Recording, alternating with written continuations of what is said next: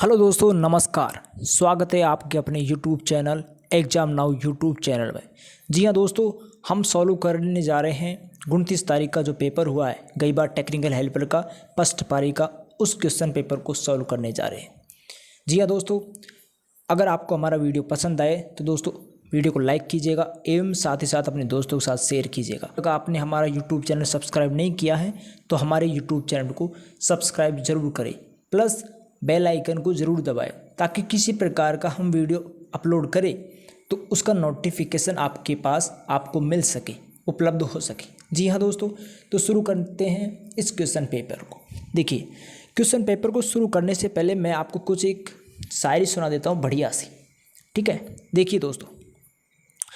जीतूंगा मैं ये खुद से वादा करो, क्या जीतूंगा मैं ये खुद से वादा करो, जितना सोचते हो कोशिश उससे ज़्यादा करो, जितना सोचते हो कोशिश उससे ज़्यादा करो, तकदीर भी रूठे पर हिम्मत न टूटे, मजबूत इतना अपना इरादा करो दोस्तों कि हम एक सफलता को हासिल कर सके, एक मुकाम पर पहुंच सके जो कि हमें उस मुकाम पर पहुंचना चाहिए था।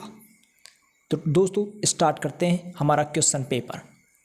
देखिए दोस्तों, पहला क्वेश्चन है इसमें है कि प्रेरक में तात्कालिक शक्ति किसके अनुपाती होती है। दोस्तों, प्रेरक में तात्कालिक शक्ति किसके अनुपाती होती है। तो दोस्तों होती है प्रेरक में तात्कालिक शक्ति क्या होती है कि हम इसमें लगा सकते हैं कि एक होता है P, यानी जो शक्ति है ये होती है ये -L/d∅dt, ये लिख सकते हैं हम। तो यानी E बराबर -L, प्रेरक के अंतर्गत पढ़ा होगा हमने। ठीक है, तो ये क्या होता है E बराबर -L/d∅dt। तो हम कह सकते हैं कि जो शक्ति का मान होता है ये क्या होता है कि तात्कालिक धारा और धारा में परिवर्तन की दर के गुणनफल की क्या होता है दोस्तों, समानुपाती होता है। तो option A is the correct answer. ठीक है, नेक्स्ट क्वेश्चन पे चलते हैं। नेक्स्ट क्वेश्चन है कि रूप गुणक का मान शीर्ष गुणक के बराबर किस में होता है। तो दोस्तों इसमें आपका आंसर होगा वर्ग तरंग में। ठीक है, तो रूप गुणक का मान किस में, रूप गुणक का मान शीर्ष गुणक के बराबर किस में होता है, वर्ग तरंग में। Option A is the correct answer. Next question है दोस्तों, एक शुद्ध ओमी प्रतिरोधक में वोल्टेज फेज और धारा फेज के मध्य का फेज कोण क्या होगा। तो ध्यान रखना दोस्तों, जो शुद्ध कैपेसिटिव परिपथ है, शुद्ध इंडक्टिव परिपथ है, शुद्ध रेजिस्टिव परिपथ है, यानी 3 प्रकार के परिपथ हम पढ़ेंगे इसमें। तो देखिए हम बात करते हैं शुद्ध ओमी प्रतिरोध यानी शुद्ध रेजिस्टिव परिपथ है। इसमें क्या होता है कि इसमें होता है दोस्तों V। तो V बराबर हम कह सकते हैं V बराबर I/R होता है। तो हम कह सकते हैं जो धारा और वोल्टेज होती है शुद्ध ओमी प्रतिरोधक में क्या होती है कि धारा और वोल्टेज एक साथ होती है, मतलब एक ही जो इनके मध्य फेज कोण होता है उसका मान क्या होता है, बराबर, मतलब 0 डिग्री होता है देखा जाए तो, मतलब कुछ भी इसमें डिफरेंस नहीं होता। तो हम कहते हैं धारा और वोल्टेज क्या होती है, इन दोनों के मध्य क्या होता है, फेज कोण कितना होता है, 0 डिग्री। तो मतलब option A is the correct answer. ठीक है, नेक्स्ट क्वेश्चन की तरफ चलते हैं। नेक्स्ट क्वेश्चन है दोस्तों कि 12 ओम के प्रतिरोध 0.15 हेनरी के प्रेरण और 100 माइक्रोफैरड के संधारित्र युक्त एक श्रेणी RLC परिपथ 100 वोल्ट 50 Z आपूर्ति के साथ श्रेणी में संयोजित है, तो प्रेरक की प्रेरक प्रतिघात ज्ञात करो। दोस्तों इसके लिए हम आपको एक सिंपल सा सूत्र बताएंगे। सूत्र है दोस्तों, देखो यहाँ देख लेते हैं। इसके लिए सूत्र हम दोस्तों ये सूत्र यूज़ करेंगे। XL बराबर होता है दोस्तों 2πf है। तो हम लिख सकते हैं इसमें मान 2 × 3.14। फ्रिक्वेंसी का मान दोस्तों दे रखा है, देखिए कितना है 50 Hz, और इंडक्टेंस होता है 0.15। अगर मान लीजिए इसको काट फीट का हम अगर सॉल्यूशन करते हैं तो हमारा आंसर इसमें आ जाएगा दोस्तों 47.13 ओम आ जाएगा। ठीक है, 47.13 या 47.10 ओम के समथिंग है, मतलब A option is the correct answer. वैसे देख भी लो चाहे। ठीक है भाई, ये 2 पॉइंट के बाद दो संख्या है तो हम 2 0 यहाँ लगा लेंगे। ठीक है, यहाँ पॉइंट के बाद 2 संख्या है तो 2 0 यहाँ लगा लेंगे। ठीक है, इस प्रकार से कर सकते हैं। तो हमने कहा कि एक ये 0 से ये 0 काट दी, इसको 5 दूनी के 10 से ये 10 काट दी, फिर ये 15 और 100 यानी 5 तिया 15, 5 से 20 बार काट दिया इसको। ठीक है, तो हम कह सकते 314 × 3 बचे 20, इसका भाग देंगे तो हमें आंसर हो जाएगा 47.13 ओम इज़ दी करेक्ट आंसर। मतलब फर्स्ट ऑप्शन है ये आपका करेक्ट आंसर हो जाएगा। ठीक है दोस्तों, नेक्स्ट क्वेश्चन लेते हैं। नेक्स्ट क्वेश्चन है दोस्तों, निकिल आयरन सेल की धनात्मक प्लेट किससे बनी होती है? ध्यान रखना, निकिल आयरन सेल को निकिल क्षारीय सेल भी कह सकते हैं। ध्यान रखना है, निकिल आयरन सेल की क्या होती है? धनात्मक प्लेट। धनात्मक प्लेट बनी होती है दोस्तों इसकी, देखो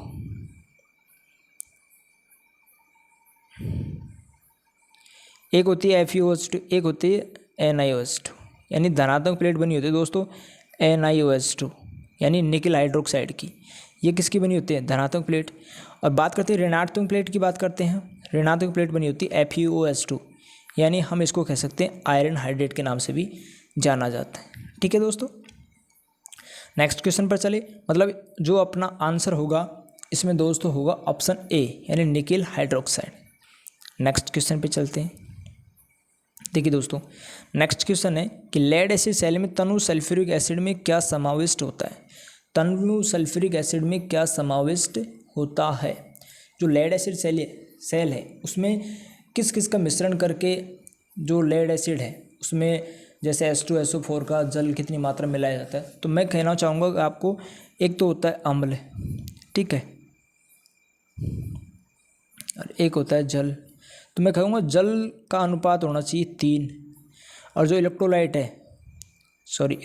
का अनुपात क्या होना चाहिए? 1। तो इसमें देख लो 1 और 3 का अनुपात कहाँ पे? मैंने कहा 3 भाग H2 और 1 भाग H2SO4, तो 1 भाग तो अम्ल होना चाहिए और 3 भाग क्या होना चाहिए? जल। तो मतलब option D is the correct answer होगा। ठीक है, नेक्स्ट क्वेश्चन की बात करते हैं दोस्तों। नेक्स्ट क्वेश्चन है, देखिए यदि 1 एम्पियर की धारा किसी लैंप में 100 सेकंड तक प्रवाहित होती है तो उस समय में लैंप से कितना कूलाम आवेश प्रवाहित होगा?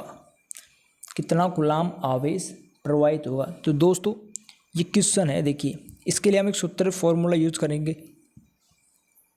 देखिए सूत्र है इसके लिए Q बराबर I × T।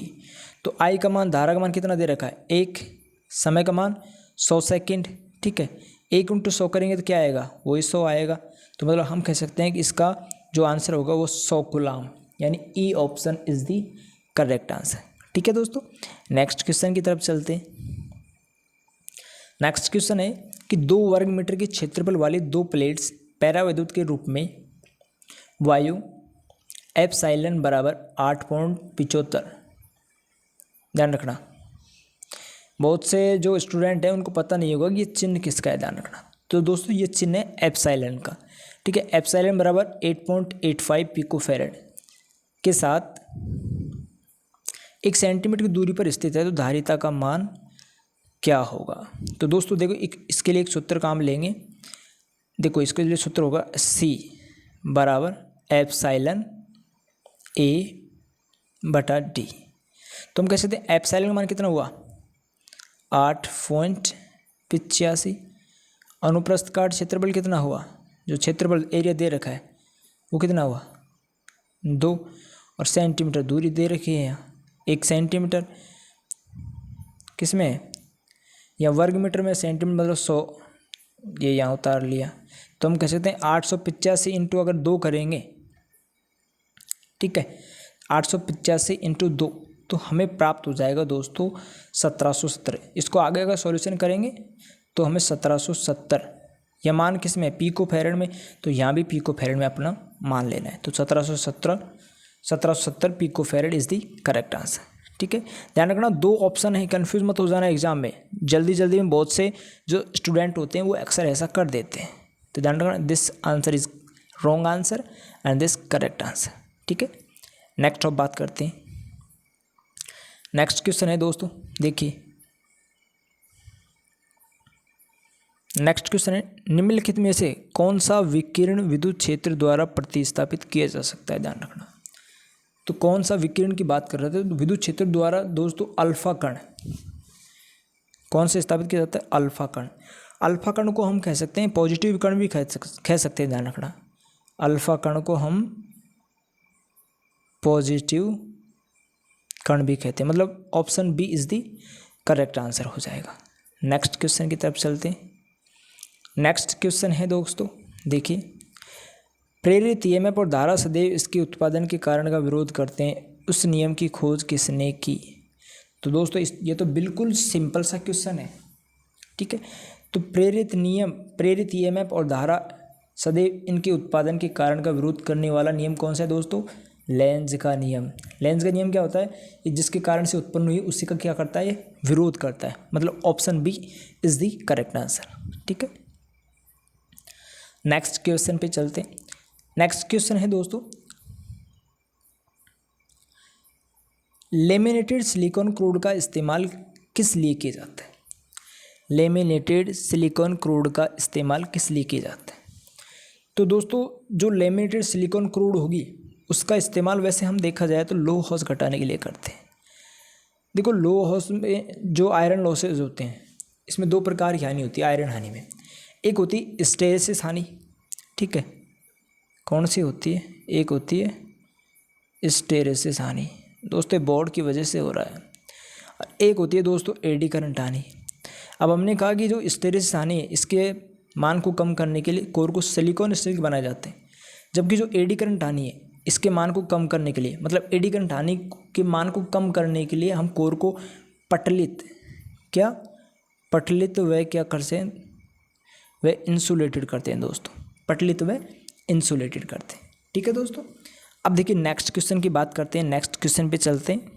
तो इसमें आपका ऑप्शन होगा, आंसर होगा जो C option is the correct answer. Next अब बात करते हैं दोस्तों, अगला क्वेश्चन है 12वां क्वेश्चन है इसमें दोस्तों कि 5 मिली हेनरी के स्वयं प्रेरण और 10 एम्पियर की धारा वहन करने वाली चुंबकीय क्षेत्र की कॉइल में कितनी ऊर्जा संग्रहित होगी। तो दोस्तों इसके लिए एक सिंपल सा, फिर दोबारा बता रहा हूँ, एक सूत्र होता है। तो सूत्र होता है कि कुंडली में विद्यमान ऊर्जा, ठीक है, ये क्या, चुंबकीय क्षेत्र की कॉइल यानी कुंडली, यानी कुंडली में विद्यमान ऊर्जा होगी ना, उसके लिए सूत्र होता है दोस्तों ई बराबर 1/2 LI का स्क्वायर होता है। ई बराबर 1/2 LI का स्क्वायर होता है, ठीक है। तो देखो हम इसको आगे किस प्रकार से सॉल्व कर सकते हैं, ठीक है। देखिए फिर हमने कहा सूत्र अब लिख ही दिया हमने, अब देखो सॉल्व पाते हैं। हमने कहा ई बराबर 1/2 वैसे के वैसे, एल का मान कितना हो जाएगा 5 × 10⁻³ भाई मिली हेनरी में है, तो मिली हेनरी का मतलब 10⁻³ होता है। तो 1/2 L और I स्क्वायर होता है, मतलब धारा का वर्ग होता है, मतलब 10 × 10 कर सकते हैं। जैसे हम इसको सॉल्व करेंगे तो इसमें लास्ट तक आ जाएगा दोस्तों E बराबर 1/4, ठीक है। तो 1/4 का मतलब होता है 0.25 joule is the correct answer. मतलब जो आपका आंसर होगा दोस्तों वो कितना होगा, वो ऑप्शन होगा भाई बी ऑप्शन, मतलब 0.25 joule. 0.25 joule is the correct answer, मतलब ऑप्शन बी इसका करेक्ट आंसर हो जाएगा, ठीक है। कर सकते हो इस प्रकार से। अब नेक्स्ट क्वेश्चन की बात करते हैं। देखिए नेक्स्ट क्वेश्चन की बात करते हैं दोस्तों। नेक्स्ट क्वेश्चन है कि बैटरी डिस्चार्ज होने के बाद प्लेट्स का रंग कैसा हो जाता है। देखिए बैटरी डिस्चार्ज होने के बाद दोस्तों रियल में जो रंग होता है वो होता है, ध्यान रखना, इसमें वैसे ऑप्शन दे नहीं रखा है, ऑप्शन होना चाहिए इसमें हल्का सफ़ेद, यानी हल्का क्या, हल्का सफ़ेद होना चाहिए, ठीक है। लेकिन इसमें भूरा दे रखा है, या हल्का सफ़ेद या हल्का भूरा भी कह सकते हैं हम, इसमें डायरेक्टली भूरा दे दिया, ठीक है। तो हम जो सी ऑप्शन है इसका चूज़ करेंगे, यही बेटर रहेगा ऑप्शन के हिसाब से, ठीक है। अगर मान लीजिए हल्का सफ़ेद हल्का भूरा आता तो ये ऑप्शन भी ठीक होता, तो मतलब हमारा जो ऑप्शन होगा वो हमारा C option is the correct answer हो जाएगा, ठीक है। नेक्स्ट क्वेश्चन पे चलते हैं। जी हाँ दोस्तों, इलेक्ट्रोलाइट के विशिष्ट गुरुत्व को किसके द्वारा मापा जाता है, ध्यान रखना। तो दोस्तों इलेक्ट्रोलाइट के विशिष्ट गुरुत्व को मापने के लिए हाइड्रोमीटर का उपयोग किया जाता है, ठीक है। लेकिन इसमें एक क्वेश्चन होता है कंफ्यूज करने वाला, वो होता है, एक होता है हाइड्रोमीटर, ठीक है, एक होता है हाईग्रोमीटर। हाईग्रोमीटर होता है, तो हाईग्रोमीटर क्या करता है, ये वायुमंडल में व्याप्त आर्द्रता, वायुमंडल में व्याप्त नमी की मात्रा या वायुमंडल में व्याप्त आर्द्रता की मात्रा को मापने के लिए प्रयोग किया जाता है, ध्यान रखना। जो लैक्टोमीटर होता है वो दूध की शुद्धता को मापता है, ठीक है। बैरोमीटर भूकंप की तीव्रता को मापता है। इस प्रकार से एमीटर विद्युत धारा को मापता ही है। तो इस प्रकार से हम क्या कर सकते हैं कि जो इलेक्ट्रोलाइट है इसके विशिष्ट गुरुत्व को किसके द्वारा मापा जाता है, इसमें आपका आंसर होगा हाइड्रोमीटर द्वारा, ठीक है। ध्यान रखना, हाइड्रोमीटर और हाइग्रोमीटर थोड़ा ही डिफरेंस है। और बच्चे क्या करते हैं, तुरंत विशिष्ट गुरुत्व, ये मतलब हाइड्रोमीटर तो कौन टिक लगाएगा, हाइग्रोमीटर पे क्लिक करेंगे, मतलब 99% होता है ऐसा। लेकिन ध्यान रखना, हमारा यूट्यूब चैनल बनाने का मतलब ये नहीं है कि देखो यूट्यूब चैनल या किसी पढ़ाई का मतलब कोई भी हो तो उसका मतलब यही होता है कि डाउट्स क्लियर करना, कि किस प्रकार के या किस क्वेश्चन में हमें डाउट्स हो सकता है, हम उसमें क्वेश्चन को बिल्कुल कंप्लीट पढ़े बिना ही हम आंसर दें। तो ये देखो डाउट क्लियर कराना ही इनका मेन मकसद होता है। सबसे जो इम्पोर्टेंट वर्क होता है डाउट्स क्लियर कराना, ठीक है। अब देखिए नेक्स्ट बात करते हैं, जो 15वां क्वेश्चन है। 15वां क्वेश्चन है दोस्तों, निम्न में से क्या ओम के नियम की पालन नहीं करता, मतलब ओम के नियम का पालन नहीं करता। तो दोस्तों देखिए, ओम के नियम का पालन नहीं करता तो हम कह सकते हैं कि ट्रांजिस्टर बिल्कुल नहीं करता है, डायोड भी नहीं करता, बल्ब का फिलामेंट भी नहीं करता, मतलब ABC तीनों नहीं करते, तो मतलब ई ऑप्शन हो जाएगा। जबकि ये तो ओम के नियम का पालन करते हैं, यानी किरचॉफ एवं ओम के नियम का पालन दोनों का करते हैं। तो हम कह सकते हैं ओम के नियम का पालन नहीं करता, तो मतलब ऑप्शन ए ये क्या हो जाएगा दोस्तों, करेक्ट आंसर हो जाएगा, ठीक है। नेक्स्ट क्वेश्चन पे चलते हैं। नेक्स्ट क्वेश्चन है कि निम्न में से कौन सा पदार्थ बिजली का सर्वश्रेष्ठ सुचालक है। ध्यान रखना दोस्तों, कन्फ्यूज कहाँ होते हैं, फिर मैं वही कह रहा हूँ कि डाउट्स क्लियर करवाना बहुत मोस्ट इम्पोर्टेंट है। मैंने कहा एक तो चालक, ठीक है, देखिए एक था सुचालक, ठीक है, एक चालक था, एक सुचालक था, और एक था मैंने अर्धचालक, ठीक है। तो मतलब चालक और सुचालक, जिसमें क्या होता है, जिसमें विद्युत धारा का प्रवाह आसानी से हो जाए। अर्धचालक आप जानते ही हो। एक होता है कुचालक या अचालक। कुचालक और अचालक क्या होता है कि इसमें विद्युत धारा का प्रवाह हो भी सकता है और नहीं भी हो सकता। तो ध्यान रखना, निम्न में से कौन सा पदार्थ बिजली का सर्वश्रेष्ठ सुचालक है, रजत। रजत को हम क्या कह सकते हैं दोस्तों, चांदी कह सकते हैं, ध्यान रखना। रजत मीन्स चांदनी या चांदी, तो क्या कहेंगे दोस्तों, इसको हम चांदी कह सकते हैं, ठीक है। जो रजत है, रजत को हम कह सकते हैं दोस्तों चांदी, ठीक है। तो मतलब option A is the correct answer हो जाएगा, ठीक है। ध्यान रखना, सुचालक, कंफ्यूज मत हो जाना, पहले बोल रहा हूँ, सुचालक है, चालक, कुचालक, अर्धचालक, इस प्रकार से आते हैं। नेक्स्ट क्वेश्चन की बात करते हैं। किसी वायर के प्रतिरोध का तापमान गुणांक 0.00125 प्रति डिग्री सेंटीग्रेड है, 300 केल्विन पर इसका प्रतिरोध 1 ओम है, तो खाली स्थान पर वायर का प्रतिरोध 2 ओम होगा। मतलब टिपिकल क्वेश्चन लगता है, चलो देखेंगे। तो देखिए, सबसे पहली बात तो मैं इसके लिए एक फॉर्मूला लगाना चाहूँगा फिर से। इसके लिए फॉर्मूला यूज़ करेंगे दोस्तों हम। जो फॉर्मूला है वो देखो कुछ इस प्रकार से, हमने कहा कि आर बराबर टी, सॉरी आर टी बराबर R0 कह सकते हैं 1 प्लस अल्फ़ा टी।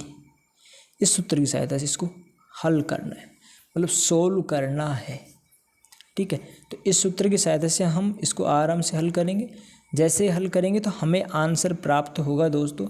ये बोर्ड की वजह से प्रॉब्लम है दोस्तों, इसमें आपका आंसर हो जाएगा 1100 केल्विन हो जाएगा, ठीक है। थोड़ा स्टेप मैं कंप्लीट कर देता हूँ। आर टी का मान 2 रख लिया, हाँ 0 1 आ जाएगा यहाँ पे, 1 प्लस अल्फ़ा का मान दे रखा है 0.00125 इंटू टी, इस प्रकार से हो जाएगा। फिर आगे भी हमें थोड़ा इसको सॉल्व कर देता हूँ। 2 में से 1 यानी ये माइनस का हो जाएगा, यानी 1 बच जाएगा, तो 1 बराबर 0.00125 इंटू टी हो जाएगा, ठीक है।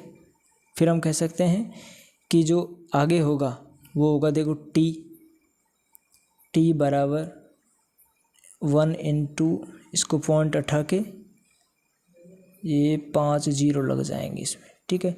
बट्टे में क्या लगाना है 0.00 125। ध्यान रखना ये संख्या है ना, इसकी वजह से यहाँ जीरो लगा ही है, तो मतलब इसको हम कैलकुलेशन करेंगे तो हमारा कितना आ जाएगा 800 आ जाएगा, ठीक है। तो हमने देखा कि 800 वहाँ पे आ रहा है, तो हमने कहा कि T2 बराबर दे रखा है इसमें 300 केल्विन प्लस 800 इसमें जोड़ देना है, तो जोड़ेंगे तो हमें क्या प्राप्त हो जाएगा 1100 केल्विन आंसर हो जाएगा। मतलब option B is the correct answer हो जाएगा, ठीक है। 17वें क्वेश्चन का आंसर है। नेक्स्ट क्वेश्चन देखिए दोस्तों, क्वेश्चन नंबर 18 देखिए, इसमें दे रखा है 1 मीटर लंबे 12 इंटू 10⁻⁻6 मीटर अनुप्रस्थ काट क्षेत्रफल वाले एक वायर का प्रतिरोध 2 ओम है, तो इसका विशिष्ट प्रतिरोध यानी हम कह सकते हैं रो, तो रो बराबर होता है दोस्तों R इंटू ए अपॉन एल होता है। तो हम कह सकते हैं दोस्तों, देखिए हमने कहा रो यानी प्रतिरोध का मान कितना हुआ दोस्तों भाई 2, अनुप्रस्थ काट क्षेत्रफल 12 इंटू 12 इंटू 10⁻⁻6 और लंबाई कितनी 1, तो हम कह सकते हैं 12 इंटू 2 यानी 24, तो कह सकते हैं 24 इंटू 10⁻⁻6 ओम मीटर। विशिष्ट प्रतिरोध किस में लिया जाता है तो ओम मीटर, तो मतलब हमारा ऑप्शन होगा वो D option is the correct answer हो जाएगा, ठीक है दोस्तों। नेक्स्ट क्वेश्चन पे चलते हैं, ठीक है। देखिए नेक्स्ट क्वेश्चन है कि एक इंसुलेटर द्वारा अलग किए गए 2 कंडक्टर एक खालिस्तान होता है, ठीक है दोस्तों। कहा जाता है झुकता वही है जिसमें जान होती है, अकड़ तो मुर्दे की पहचान होती है। तो झुकना नहीं है, हमें इस पढ़ाई के लिए जमकर मेहनत करनी होगी, तब जाकर हम एक छोटी सी जॉब के लिए सेलेक्ट होंगे, साथ ही साथ अपने माता पिता का नाम रोशन होगा, उनका सिर ऊंचा होगा, ठीक है। तो इस मजबूत जो मेहनत है इसको पाने के लिए, मजबूत पोस्ट को पाने के लिए हमें मेहनत करनी ही होगी, ठीक है। अभी कहा था ना कि झुकता वही है जिसमें जान होती है और अकड़ तो मुर्दे की पहचान होती है, ठीक है। तो चलो क्वेश्चन की तरफ चलते हैं। एक इंसुलेटर द्वारा अलग किए गए 2 कंडक्टर एक खालिस्तान होता है, तो 2 कंडक्टर क्या होते हैं दोस्तों, इसमें होता है 2 कंडक्टर होते हैं, इसके रूप में हम इसका उपयोग कर सकते हैं संधारित्र के रूप में, ठीक है। ध्यान रखना इसमें कंफ्यूज, मैंने कहा कि डाउट्स क्लियर करवाना, मोस्ट ऑफ इम्पोर्टेंट बात क्या है डाउट्स। तो डाउट्स देखो इस प्रकार किस प्रकार से होंगे। यहाँ मैंने कहा कि जो संधारित्र होता है ना दोस्तों, ये क्या करता है विभव में होने वाले परिवर्तन का विरोध करता है। विभव मीन्स वोल्टेज, तो संधारित्र क्या करता है कि विभव में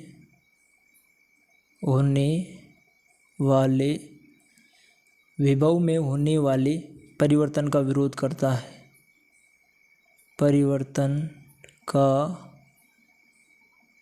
परिवर्तन का विरोध करता है, ठीक है दोस्तों। तो इस प्रकार एक होता है जैसे ये प्रेरित्र है, ठीक है। तो प्रेरित्र क्या होता है, ये धारा में होने वाले परिवर्तन का विरोध करता है, जबकि संधारित्र विभव में होने वाले परिवर्तन का विरोध करता है। ध्यान रखना कंफ्यूज नहीं होना है बिल्कुल, मैंने कहा बिल्कुल नो डाउट्स, अपने जो भी डाउट्स है सबको क्लियर करना है यहाँ, ठीक है। तो मतलब option A is the correct answer हो जाएगा, ठीक है 19वें में। नेक्स्ट क्वेश्चन की तरफ चलते हैं दोस्तों। नेक्स्ट क्वेश्चन है, अगर किसी स्टार कनेक्टेड सिस्टम का पावर फी है तो एक समतुल्य डेल्टा कनेक्टेड सिस्टम का पावर क्या होगा। तो हमने दोस्तों पढ़ा है कि एक स्टार से अगर डेल्टा में अगर जो शक्ति है उसका मान को बढ़ाया जाता है, बदला जाता है स्टार टू डेल्टा, तो क्या होता है पावर का मान क्या हो जाता है तो दोस्तों 3 गुना हो जाता है। पावर का मान क्या होता है दोस्तों 3 गुना होता है, ठीक है। तो हमने कहा कि जो स्टार है, स्टार में पावर का मान 3 है, तो डेल्टा में कनेक्टेड करवा रहा है, तो डेल्टा के लिए 3p होना चाहिए वैसे, लेकिन बोर्ड ने क्या माना है इसको p माना है, तो मतलब अपना जो आंसर होगा वो 3p ही होगा। ध्यान रखना option A is the correct answer, ठीक है समझ सकते हैं। अब नेक्स्ट क्वेश्चन की तरफ चलते हैं। 21 क्वेश्चन है, ध्यान रखना 21 क्वेश्चन है कि सोलर सेल का नाम खालिस्तान भी होता है दोस्तों। नेक्स्ट क्वेश्चन क्या है कि सोलर सेल को और किस नाम से जाना जाता है? तो ध्यान रखना दोस्तों, सोलर सेल को हम कह सकते हैं फोटोवोल्टाइक सेल। सोलर सेल का उपयोग जो उपग्रह होते हैं उनमें किया जाता है, ठीक है।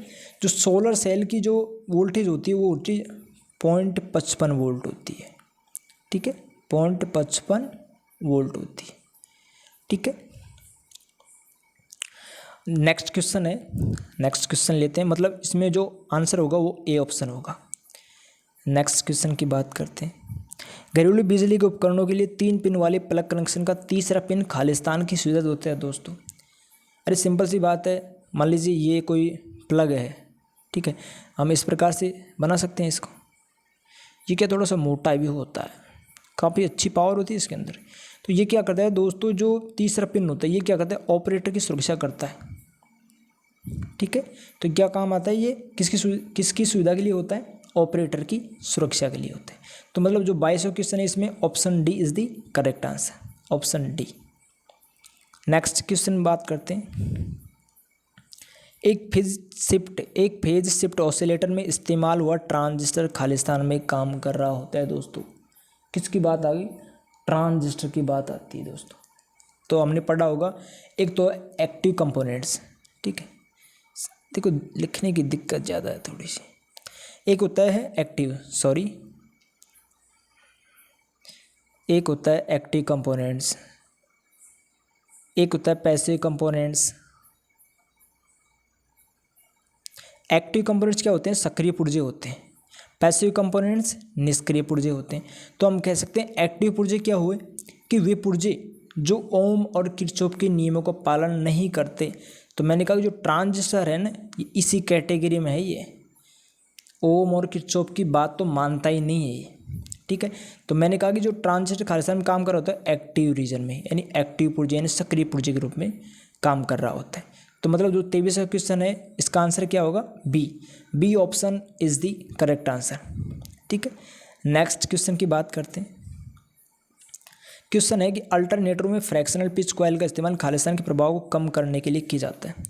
फ्रैक्शनल पिच कॉइल का इस्तेमाल दोस्तों हार्मोनिक्स के प्रभाव को कम करने के लिए किया जाता है। किसका, हार्मोनिक्स के प्रभाव को। तो option B is the correct answer, ठीक है। नेक्स्ट क्वेश्चन पे चलते हैं। करंट का चटकना मुख्य रूप से खालिस्तान में होता है दोस्तों। करंट का चटकना मुख्य रूप से खालिस्तान में होता है। तो ध्यान रखना, तो करंट कहाँ चटकेगी, हमने कहा कि ए बी सी बी यानी एयर ब्लास्ट सर्किट ब्रेकर में करंट का चटकना मुख्य रूप से खालिस्तान में होता है, एयर ब्लास्ट सर्किट ब्रेकर। मतलब ऑप्शन बी इस दी क्या होगा करेक्ट आंसर, ध्यान रखना, एयर ब्लास्ट सर्किट ब्रेकर, ठीक है। नेक्स्ट क्वेश्चन पे चलते हैं। नेक्स्ट क्वेश्चन कुछ इस प्रकार से है दोस्तों, देखिए। नेक्स्ट क्वेश्चन है कि एक एसी एमीटर का पठन 22 एम्पियर है, तो करंट का उच्चतम मान यानी सिक्र मान ज्ञात करना है। ध्यान रखना, एक होता है सिक्र मान, एक होता है सिक्र गुणांक, अलग अलग ध्यान रखना। सिक्र गुणांक होता है सिक्र मान बटा प्रभावी मान का अनुपात होता है, और एक होता है सिक्र मान टोटली। देखा जाए तो सिक्र मान क्या होता है कि धारा या वोल्टेज का उच्चतम मान, उच्चतम मापा गया मान होता है, ठीक है। तो देखो उच्चतम मान, इसके लिए हम क्या करते हैं कि कोई भी जो ये होते हैं एमीटर, वोल्टमीटर, वाटमीटर, ये क्या करते हैं करंट या वोल्टेज की धारा, करंट या वोल्टेज का आरएमएस मान मापते हैं हमेशा, ध्यान रखना, ठीक है। तो देखिए इसको सॉल्व करने के लिए क्या करेंगे हम, जो 26 नंबर का है इसमें उच्चतम मान, तो हमें सूत्र लगाना होगा IRMS बराबर होगा दोस्तों I मैक्सिमम बटा √2। उच्च मान दे रखा है इसने, एमीटर का पठन 22 एम्पियर, यानी आरएमएस मान का मान तो दे रखा है 22 बराबर I मैक्सिमम ये ज्ञात करवा रहा है दोस्तों। तो हम कह सकते हैं कि जो 22 है 22 इंटू 1.414 गुणा करेंगे तो हमें जो आंसर होगा वो पता चल जाएगा। तो इसमें दोस्तों आंसर आ जाएगा 31 पॉइंट कुछ 6 के समथिंग आएगा, 31.1 लगा लो, मतलब ऑप्शन ई इसमें करेक्ट आंसर हो जाएगा। ये चारों ऑप्शन ठीक नहीं है, इसमें है इनमें से कोई नहीं, तो 31 पॉइंट कुछ आंसर आ रहा है। आप सॉल्यूशन कर लीजिएगा। नेक्स्ट क्वेश्चन की बात करते हैं। निम्न में से कौन सा डिवाइस आमतौर पर उच्च रिसाव प्रतिरोध और विद्युत मशीनरी इंसुलेटर के इंसुलेशन प्रतिरोध को मापने के लिए उपयोग किया जाता है दोस्तों? उच्च रिसाव प्रतिरोध के लिए तो देखो सिंपल से मैंने कहा कि स्टार्टिंग में क्या आया, देखो ज़्यादा कुछ पकड़ना नहीं है। उच्च रिसाव प्रतिरोध, उच्च प्रतिरोध कौन मापेगा? मैगर ही तो मापेगा। तो मैंने कहा C option is the correct answer. ठीक है, तो C option is the correct answer. या फिर और देखें तो देखो इसमें आगे कह रहा है कि मशीनरी, विद्युत मशीनरी इंसुलेटर के रूप में क्या, इंसुलेटर के इंसुलेशन प्रतिरोध के रूप में मैगर का उपयोग किया जाए। ठीक है, तो नेक्स्ट क्वेश्चन की बात करते हैं। 28वां क्वेश्चन है दोस्तों, देखिए बिजली की माप की 2 वाटमीटर विधि में अगर पावर फैक्टर इकाई या यूनिटी है तो क्या होगा? ध्यान रखना दोस्तों, अगर दोनों वाटमीटर समान एवं धनात्मक रीडिंग प्रस्तुत करे तो पावर फैक्टर 1 होता है, फेज कोण 0 डिग्री होता है और कुल शक्ति होती है उसकी PT बराबर, कुल शक्ति क्या होती है? PT बराबर P1 प्लस P2। ठीक है, तो पावर फैक्टर इकाई यानी यूनिटी दे रखा है तो हम कह सकते हैं दोस्तों कि दोनों वाटमीटरों के पठन का मान एक समान होगा। दोनों वाटमीटरों को पठन का मान एक समान, मतलब ऑप्शन डी क्या होगा इसमें करेक्ट आंसर हो जाएगा। ऑप्शन डी इसमें करेक्ट आंसर। ठीक है, देखिए नेक्स्ट क्वेश्चन की बात करते हैं। नेक्स्ट क्वेश्चन, किसी सर्किट में एक अल्टरनेटिंग करंट का अधिकतम मान 10 एम्पियर है तो 10 एम्पियर है, अगर एक एमीटर को सर्किट में जोड़ दिया जाए तो एमीटर का पठन क्या होगा? तो देखिए दोस्तों, अधिकतम मान कितना दे रखा है? 10 एम्पियर दे रखा है हमें, अधिकतम मान 10 एम्पियर दे रखा है, तो हमसे ज्ञात करवा रहे एमीटर का पठन क्या होगा। देखिए इसमें भी वही सूत्र लगाएंगे। हमने कहा कि IRMS बराबर I मैक्सिमम बटे √2, अधिकतम मान शिखर मान इसमें दे दिया तो मतलब 10, IRMS तो ज्ञात करना ही है, तो I मैक्सिमम मान 10 बटे √2। जब 10 में 1.414 का भाग देंगे तो दोस्तों हमें मिलेगा 7.07 एम्पियर। ठीक है, तो option A is the correct answer. Next question की बात करते हैं कि जब प्रेशर कॉइल में ऊर्जा प्रवाहित की जाती है तो एनर्जी मीटर में एल्यूमिनियम डिस्क का धीमा और सशर्त रोटेशन खालिस्तान कहलाता है। धीमा और सशर्त रोटेशन दोस्तों धीरे धीरे बढ़ने वाली गड़बड़ी होती है, ध्यान रखना, धीरे धीरे बढ़ने वाली गड़बड़ी होती है, तो option D is the correct answer. Next question है, जब एक डिस्ट्रीब्यूशन ट्रांसफार्मर कार्य कर रहा होता है तो इसमें भनभनाहट की आवाज़ उत्पन्न होती है, खालिस्तान की वजह से होती है। तो डिस्ट्रीब्यूशन ट्रांसफार्मर अगर कार्य कर रहा है, भनभनाहट की आवाज़ उत्पन्न हो रही, तो दोस्तों ये किसकी वजह से होगी? तो ये दोस्तों कोर में कंपन की वजह से होगी।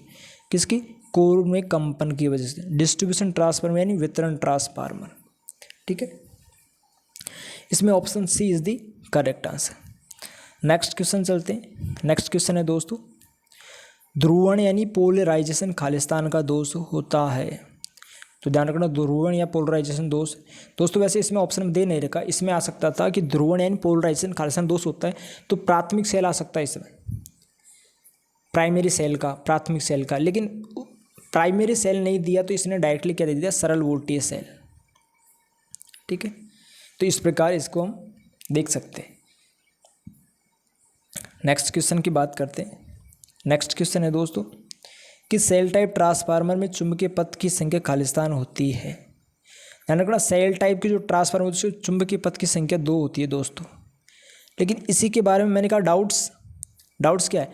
एक क्वेश्चन आता है कि सेल टाइप ट्रांसफार्मर में लिंब की संख्या कितनी होती है? तो लिंब कितने होते हैं? 3 होते हैं। बात आती है कोर टाइप ट्रांसफार्मर में चुंबकीय पथ की संख्या कितनी होती है? तो उसमें 1 होती है, ध्यान रखना। ठीक है, तो मतलब आपका आंसर क्या होगा कि सेल टाइप ट्रांसफार्मर चुंबकीय पथों की संख्या 2, यानी option B is the correct answer. ठीक है, नेक्स्ट क्वेश्चन की बात करते हैं। निम्न में से क्या केबल की यांत्रिक क्षति से सुरक्षा रखता है? केबल की यांत्रिक क्षति से, तो सबसे पहली बात है कि हमें केबल के जो इम्पोर्टेंट्स भाग होते हैं उनका क्रम ज्ञात होना बहुत ज़रूरी है। तो देखिए मैं बताता हूँ आपको। फर्स्ट नंबर बात की जाए तो एक होता है कोर,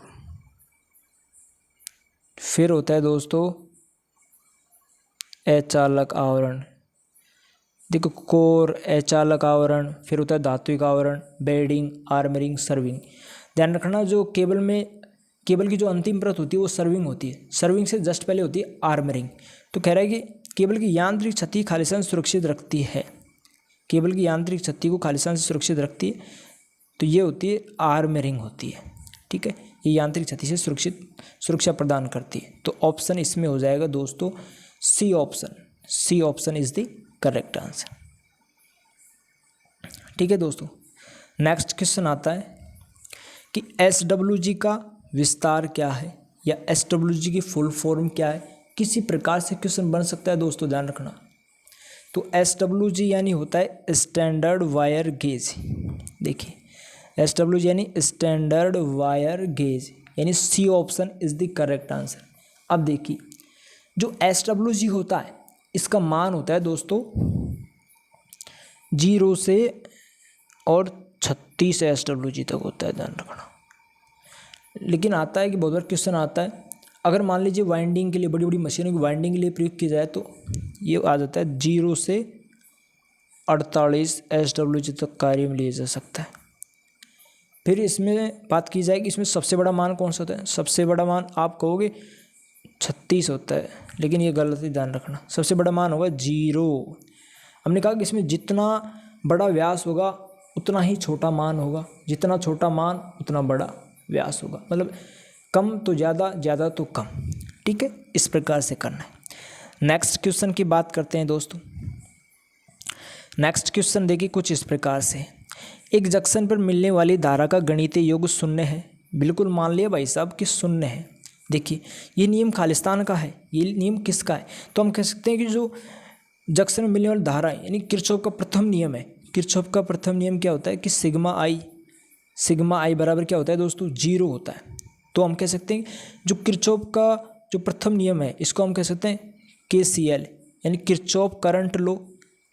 जो किरचॉफ का प्रथम नियम है दोस्तों, इसको जो किरचॉफ का प्रथम नियम हम इसको कह सकते हैं ये आवेश संरक्षण के सिद्धांत पर कार्य कर सकता है, आवेश संरक्षण के सिद्धांत पर कार्य करता है। ठीक है, तो ये इसके नियम है। जो किरचॉफ का दूसरा नियम क्या है ऊर्जा संरक्षण का, उसको हम कह सकते हैं ये ऊर्जा संरक्षण के सिद्धांत पर कार्य कर सकता है, कार्य करता है। और इसमें क्या होता है कि आने वाली धारा, ठीक है, क्या होता है कि आने वाली धारा, आने वाली और जाने वाली धाराओं का बीजगणित क्या होता है शून्य। हमने कहा सिग्मा आई बराबर क्या 0, तो मतलब 0 ही होगा। ठीक है, तो क्वेश्चन है कि एक जंक्शन में मिलने वाली धारा का गणितीय योग शून्य, ये नियम किसका है। तो दोस्तों इसमें आपका आंसर होगा किरचॉफ की विद्युत धारा का नियम, यानी option D is the correct answer. Option D आपका आंसर ठीक हो जाएगा दोस्तों। ठीक है, ऑप्शन डी, ध्यान रखना ऑप्शन डी। अब नेक्स्ट क्वेश्चन की बात करते हैं कि एमीटर और वोल्टमीटर खालिस्तान की श्रेणी में आते हैं दोस्तों। देखो बहुत बार क्वेश्चन पूछा गया है ये। मेरा खुद का जो ALP का पेपर था, मेरे खुद के क्वेश्चन आया हुआ था कि एमीटर और वोल्टमीटर खालिस्तान की श्रेणी में आते हैं दोस्तों। बिल्कुल सिंपल सा है। तो एमीटर और वोल्टमीटर दोस्तों इंडिकेटिंग यानी संकेतक प्रकार के यंत्र की श्रेणी में आते हैं। ध्यान रखना किसकी श्रेणी में, संकेतक प्रकार यानी इंडिकेटिंग प्रकार के यंत्र की श्रेणी में आते हैं। तो मतलब जो हमारा आंसर होगा वो कौन सा होगा दोस्तों, B answer is the correct answer. एक होता है दोस्तों इंटीग्रेटिंग यंत्र। क्या होता है कि इसमें ये क्या कार्य करता है, ये प्रक्षेपण काल के अंतर्गत यानी कार्य के दौरान कुल मान को प्रदर्शित करता है। एक होता है रिकॉर्डिंग प्रकार का, तो हम कह सकते हैं कि इसमें रिकॉर्डिंग एमीटर, रिकॉर्डिंग वोल्टमीटर, इस प्रकार से इसका प्रयोग किया जाता है। तो एमीटर और वोल्टमीटर खालिस्तान श्रेणी में आते हैं, तो इंडिकेटिंग यानी संकेतक प्रकार के यंत्र की श्रेणी में आते हैं। ठीक है, नेक्स्ट क्वेश्चन की बात की जाए। देखिए दोस्तों नेक्स्ट क्वेश्चन है कि आपातकालीन प्रकाश परिपथ में प्रयुक्त रेक्टिफायर खालिस्तान होता है। जो आपातकालीन प्रकाश परिपथ है उसमें प्रयुक्त रेक्टिफायर होता है दोस्तों ब्रिज रेक्टिफायर। ठीक है, नेक्स्ट क्वेश्चन है कि CGS प्रणाली में चुंबकीय प्रेरक बल का इकाई नाम क्या होता है।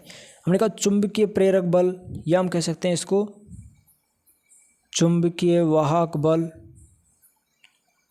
हम कह सकते हैं इसको ईएमएफ, इलेक्ट्रोमोटिव फोर्स यानी विद्युत वाहक बल। तो हम कह सकते हैं सीजीएस प्रणाली में चुंबकीय प्रेरक बल का इकाई नाम है। लेकिन बात करते हैं सीजीएस, सीजीएस में क्या होगा, गिलबर्ट होगा, ध्यान रखना। जो इसका एसआई इकाई होता है, एसआई इकाई में मान क्या होगा, एसआई इकाई की हम बात करते हैं तो एसआई इकाई में क्या होगा, चुंबकीय वाहक बल। तो हम इसको कह सकते, चुंबकीय प्रेरक बल को एम्पीयर टर्न भी कह सकते हैं। तो हम कह सकते हैं कि एक एम्पीयर टर्न बराबर किसके होता है, गिलबर्ट के। ये क्या हो गया, ये इसका एसआई मात्रक हो गया, ये इसका सीजीएस मात्रक होता है। ठीक है, तो आपका आंसर कौन सा होगा, डी। तो D option is the correct answer. ठीक है दोस्तों, नेक्स्ट क्वेश्चन पे चलते हैं कि खालिस्तान ज्ञात करने के लिए एम्पीयर के नियम का उपयोग किया जाता है। खालिस्तान ज्ञात करने के लिए एम्पीयर का नियम का उपयोग किया जाता है। तो दोस्तों एम्पीयर का नियम होता है वो धारावाही तार पर बल रेखाओं के घूमने की दिशा ज्ञात करने के लिए उपयोग किया जाता है। तो मतलब option C is the correct answer. ठीक है, नेक्स्ट क्वेश्चन है दोस्तों, निम्न में से क्या ईएमएफ उत्पन्न करने की विधि नहीं है। ध्यान रखना, ईएमएफ उत्पन्न करने की विधि नहीं है। तो मैंने कहा रासायनिक क्रिया, भाई इसके द्वारा ईएमएफ तो उत्पन्न होता ही है। फिर विद्युत चुंबकीय प्रेरण द्वारा, स्प्रे के द्वारा ईएमएफ उत्पन्न होता है।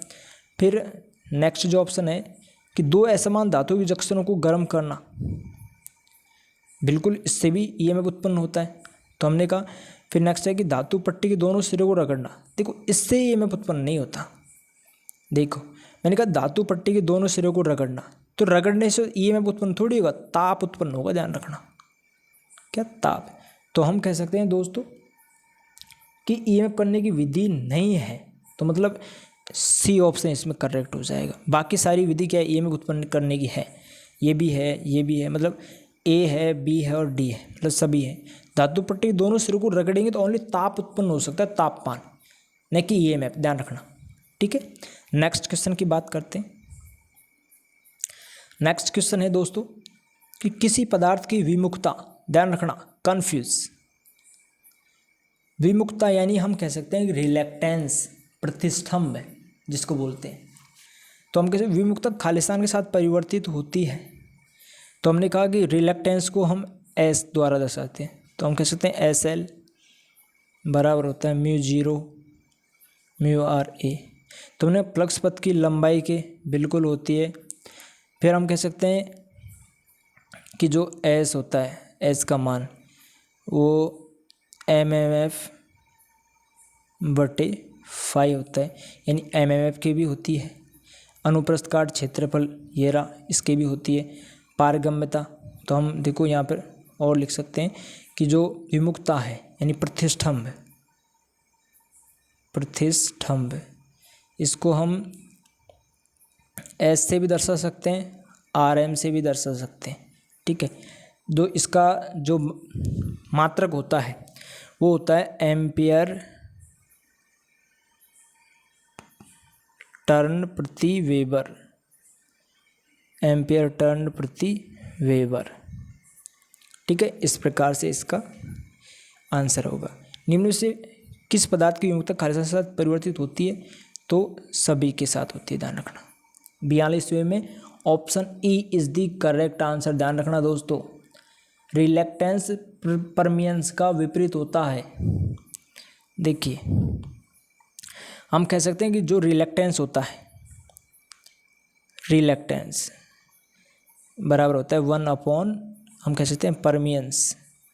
तो ये इसके क्या होते हैं, विपरीत होता है। ठीक है, नेक्स्ट क्वेश्चन की बात करते हैं। ई ऑप्शन हो जाएगा इसमें। नेक्स्ट क्वेश्चन है दोस्तों, देखिए घरेलू वायरिंग में अर्थ तार खालिस्तान से छोटा नहीं होना चाहिए। घरेलू वायरिंग में अर्थ तार खालिस्तान से छोटा नहीं होना चाहिए। तो घरेलू वायरिंग में अर्थ तार दोस्तों 14 SWC से छोटा नहीं होना चाहिए। मतलब option A is the correct answer हो जाएगा। ऑप्शन ई करेक्ट आंसर हो जाएगा। ठीक है दोस्तों, नेक्स्ट देखते हैं कि एक 10 SWG, एक 10 SWG इलेक्ट्रोड का लगभग व्यास खालिस्तान होता है। 10 SWG इलेक्ट्रोड का व्यास होता है दोस्तों 3.3 मिमी होता है, ध्यान रखना 3.3। मैं कहूँ कि एक SWG इलेक्ट्रोड का व्यास कितना होता है, तो मैं कह सकता हूँ 7.6102। मैं कह सकता हूँ 2 का कितना होता है, तो मैं कह सकता हूँ 7.002, मतलब पॉइंट के बाद कुछ कन्फर्म मालूम नहीं है। ठीक है, इस प्रकार से। नेक्स्ट क्वेश्चन की बात करते हैं, इसमें सी ऑप्शन आ जाएगा दोस्तों। नेक्स्ट क्वेश्चन है, एक केबल में एक परत जो कवच की रक्षा करती है। केबल में कौन सी परत है जो कवच की रक्षा करती है, तो दोस्तों वो परत है सर्विंग। ये इसमें मैंने कहा कि जो केबल है उसकी अंतिम परत कौन सी, सर्विंग। सेवित है ना, ये सर्विंग है, ध्यान रखना। ये क्या है दोस्तों, सर्विंग है, मतलब A option is the correct answer. ठीक है, नेक्स्ट क्वेश्चन है कि रियोस्टेट में प्रयुक्त तार सामग्री खालिस्तान की होती है। जो रियोस्टेट होता है उसमें प्रयुक्त तार सामग्री खालिस्तान की होती है, तो कॉन्स्टेंटन यानी यूरेका या मैग्नीन। अब देखो कॉन्स्टेंटन क्या होता है कि ये इसका तापमान बढ़ने पर इसके प्रतिरोध पर कोई प्रभाव नहीं पड़ता, मतलब तापमान बढ़ेगा तो प्रतिरोध का मान स्थिर रहेगा। एक होता है धनात्मक ताप गुणांक यानी पॉजिटिव टेम्परेचर कोफिशिएंट वाले, तापमान बढ़ेगा तो प्रतिरोध बढ़ेगा। एक ऋणात्मक यानी नेगेटिव टेम्परेचर कोफिशिएंट वाले, जिनका तापमान बढ़ेगा प्रतिरोध बढ़ेगा तो तापमान घटेगा, इस प्रकार से। जबकि इसमें क्या होता है कि तापमान प्रतिरोध बढ़ेगा तो तापमान क्या होता है, स्थिर होता है। ठीक है, नेक्स्ट क्वेश्चन की बात करते हैं। लोगों की सुरक्षा के लिए गे वायर के निचले भाग को पोल से विद्युत रोधित करने के लिए निम्न में से किस प्रकार के विद्युत रोधक का उपयोग किया जाता है, तो दोस्तों इसके लिए हम प्रयोग करेंगे एग या स्टे इंसुलेटर का उपयोग किया जाता है। ठीक है, नेक्स्ट क्वेश्चन की बात करते हैं। खालिस्तान वोल्टता के लिए अतिरिक्त उच्च तनाव केबलें उपयोग ली जाती है। ठीक है, खालिस्तान वोल्टता अतिरिक्त उच्च तनाव केबलें, तो हम कह सकते हैं दोस्तों 33,000 वोल्ट से 66,000 वोल्ट के लिए अतिरिक्त उच्च तनाव केबलों का उपयोग किया जाता है, मतलब option A is the correct answer. Next देखिए, इंडियन इलेक्ट्रिकल नियमों के अनुसार किसी सड़क पर प्रतिष्ठापित उच्च वोल्टता वाली ओवरहेड लाइनों के लिए ग्राउंड क्लियरेंस खालिस्तान से कम नहीं होना चाहिए। ध्यान रखना, इसमें 2 क्वेश्चन है। किसी सड़क से अगर गुजारी जाती है लाइन को, तो एक होती है उच्च वोल्टता, एक होती है निम्न वोल्टता। तो हम कहेंगे कि ये क्वेश्चन पूछ रहा है उच्च वोल्टता के लिए, तो हम कहेंगे उच्च वोल्टता के लिए दोस्तों मान होना चाहिए, मतलब जो गहराई होती है 20 फीट की होती है। निम्न वोल्टता के लिए दोस्तों 19 फीट की होती है। तो देखो इसका मान कैसे ज्ञात करेंगे, मैंने कहा कि उच्च वोल्टता के लिए 20 फीट की होती है, तो 20 × 0.3058 करना है, तो ये 6.1 कुछ आएगा, मतलब इसके लगभग आए 6.1 मीटर, मतलब मैं इसमें option A is the correct answer हो जाएगा। तो इस प्रकार आप इसके मान को ज्ञात कर सकते हैं, मतलब जो भी फिट दिया हुआ है उसको 0.3058 से गुना करना है, मतलब मल्टीपल करना है। ठीक है, नेक्स्ट क्वेश्चन देखिए। खेल के मैदानों को प्रतिदीप्त करने के लिए खालिस्तान का उपयोग किया जाता है दोस्तों। अरे खेल के मैदानों को चमकाने के लिए दोस्तों हैलोजन लैंप का उपयोग किया जाता है। बात की जाए कि हैलोजन लैंप है ना, वो खेल के मैदानों में प्रयोग किया जाता है। जो इसकी क्षमता होती है वो होती है दोस्तों 25 से 35 ल्यूमन प्रति वाट होती है, ध्यान रखना।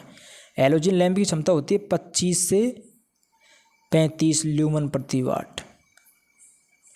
याद कैसे रखोगे भाई, पहले मेरे पास क्या थी, आइडिया की सिम थी, उसमें आइडिया टू आइडिया 25 पैसे लगते थे और आइडिया टू अदर 35 पैसे। किसके लिए, हलो करने के लिए, मतलब हैलोजन लैंप यानी हलो करने के लिए 25 से 35 पैसे लगते थे। आइडिया टू आइडिया 25, अदर पे 35, याद रह जाएगा। ठीक है दोस्तों, नेक्स्ट क्वेश्चन की बात करते हैं। निम्न में से कौन सी मात्रा में इकाई लक्स होती है।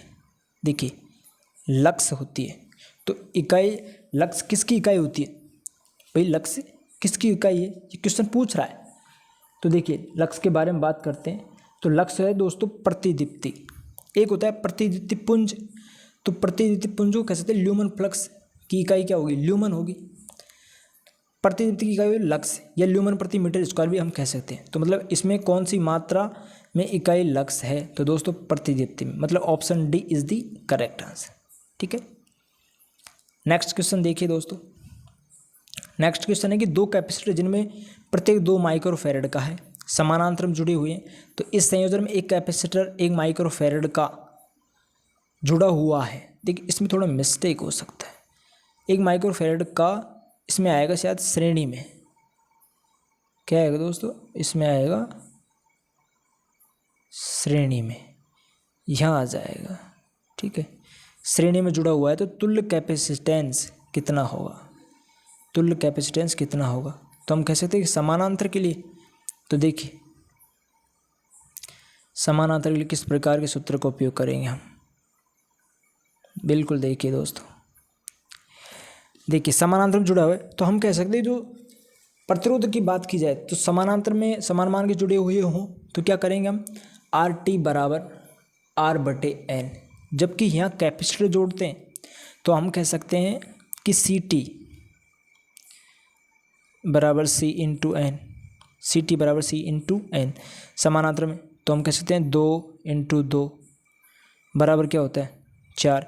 तो कह रहा है कि इस संयोजन में एक कैपेसिटर श्रेणी क्रम में जुड़ा हुआ है, तो ठीक है, तो श्रेणी में समानांतर सूत्र लगाएंगे, तो हमने कहा सी टी बराबर 1/C1 प्लस 1/C2, तो हम कह सकते हैं 1/4 प्लस 1/1, तो हमने इसका लैसे लिए 4, 4 का 4 में भाग दिया एक बार, 1 का 4 में भाग दिया, 4 को 4 से 1 प्लस 4 बराबर 5/4, यानी कि 4/5। तो दोस्तों इसमें आपका आंसर हो जाएगा 0.8 माइक्रोफैरड, मतलब ऑप्शन डी आपका करेक्ट आंसर हो जाएगा। ठीक है दोस्तों, नेक्स्ट क्वेश्चन पे चलते हैं। नेक्स्ट क्वेश्चन है दोस्तों कि सोडियम वेपर लैंप खालिस्तान रंग की रोशनी देता है। सोडियम वेपर लैंप खालिस्तान रंग की रोशनी देता है, ये नहीं कहा कि पूर्ण रूप से प्रकाशित होने पर या स्टार्टिंग में। तो देखो इन्हीं सवालों में, इन्हीं क्वेश्चन में हमें डाउट क्लियर करना होता है। तो एक तो आपको यह था कि पूर्ण रूप से प्रकाशित होने पर, तो आप क्या कहोगे, पूर्ण रूप के लिए पीला रंग चाहिए, ठीक है। कुछ नहीं कहा तो क्या मानना है, पूर्ण रूप मानना है, ध्यान रखना। कुछ भी अगर ऑप्शन में जो क्वेश्चन है उसमें कुछ नहीं कहा तो क्या मानेंगे, पूर्ण रूप से प्रकाशित यानी पीला रंग। जो स्टार्टिंग समय जो रंग होता है वो होता है दोस्तों गुलाबी, ध्यान रखना, स्टार्टिंग समय गुलाबी होता है, जबकि पूर्ण रूप से प्रकाशित होने पर पीला। कुछ नहीं दे रखा है तो मतलब प्रकाशित होने पर कौन सा कलर होगा, तो वो आपका आंसर होगा। ठीक है, नेक्स्ट क्वेश्चन की बात करते हैं दोस्तों। नेक्स्ट क्वेश्चन है कि कैपेसिटर स्टार्ट मोटर की शुरुआत के दौरान कैपेसिटर खालिस्तान में जुड़ा हुआ होता है। तो दोस्तों कैपेसिटर स्टार्ट मोटर की शुरुआत के दौरान कैपेसिटर चालू और शुरुआती घुमाव के सीरीज में जुड़ा हुआ होता है। भाई स्टार्टिंग वाइंडिंग और रनिंग वाइंडिंग, ठीक है, तो स्टार्टिंग वाइंडिंग क्या होता है, श्रेणी क्रम में जुड़ा हुआ होता है। तो हम कह सकते हैं चालू और शुरुआती घुमाव के सीरीज क्रम में, मतलब option C is the correct answer. ठीक है, नेक्स्ट क्वेश्चन की बात करते हैं दोस्तों। यदि घुमाव में कॉइल की संख्या प्रति चरण केवल एक ध्रुव है तो घुमाव को दोस्तों हम कह सकते हैं, क्या कहेंगे बताओ, हम कह सकते हैं दोस्तों सांद्रित वाइंडिंग, यानी सांद्रित वाइंडिंग, या हम इसको कह सकते हैं संकेंद्रित वाइंडिंग। ठीक है, तो मतलब ऑप्शन बी इसमें करेक्ट आंसर हो जाएगा दोस्तों, सांद्रित वाइंडिंग कह सकते हैं, जिसमें पोलों की संख्या स्लॉट की संख्या क्या होती है, बराबर होती है, ध्यान रखना। एक होती है डिस्ट्रीब्यूटेड वाइंडिंग, यानी पोलों की संख्या जो स्लॉट की संख्या वो क्या होती है, अलग अलग होती है, तो मतलब ऑप्शन बी इसमें करेक्ट आंसर हो जाएगा दोस्तों। नेक्स्ट क्वेश्चन की बात करते हैं कि टोंग टेस्टर एक उपकरण है जिसमें खालिस्तान होता है। तो टोंग टेस्टर में दोस्तों होता है एक एमीटर के साथ करंट ट्रांसफार्मर होता है। क्या होता है, टोंग टेस्टर में होता है दोस्तों एक एमीटर के साथ करंट ट्रांसफार्मर, मतलब ऑप्शन बी आपका करेक्ट आंसर हो जाएगा दोस्तों, ऑप्शन बी आपका करेक्ट आंसर हो जाएगा। ठीक है, नेक्स्ट क्वेश्चन पे चलते हैं। निम्न में से कौन सा विद्युत इलेक्ट्रोस्टैटिक्स के आधार पर काम करता है। निम्न में से कौन सा विद्युत उपकरण इलेक्ट्रोस्टैटिक्स के आधार पर काम करता है। दोस्तों इलेक्ट्रोस्टैटिक्स के आधार पर काम करने वाला उपकरण है वो होता है लाइटनिंग रॉड होती है। क्या होती है दोस्तों, लाइटनिंग रॉड होती है। ठीक है, नेक्स्ट क्वेश्चन की बात करते हैं दोस्तों। देखिए नेक्स्ट क्वेश्चन है दोस्तों दो कॉइल का स्वप्रेरण 4 मिली हेनरी 9 मिली हेनरी। यदि कपलिंग का गुणांक 0.5 है तो